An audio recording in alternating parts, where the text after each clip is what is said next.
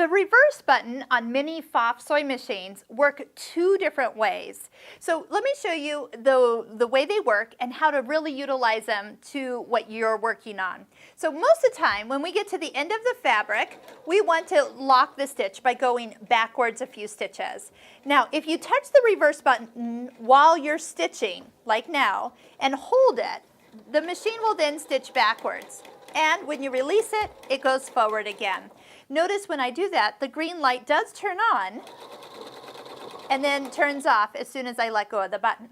Let me try that again, but this time I'm not going to push it while the machine is sewing. I'm going to go ahead and just touch it one time while the machine is stopped.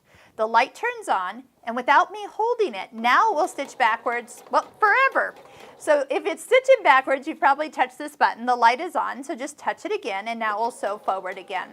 So a lot of the buttons in this machine will work differently depending if you touch them while you're sewing, like this, or touching them while you're stopped, like this. Now, there are more than one way to do locking stitches on this machine, and we can get into those with the tie-off features of this button and also in the F2 menu where we can set it to lock at the beginning of a stitch.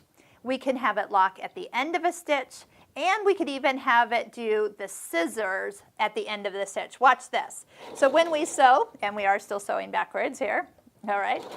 Now when we touch the reverse button one time, it activates the locking stitch and the cut, which also will bring the lift, and you can take it right on out. So you get more of just like on a straight stitch, it'll just be a stitch back and forth a couple times.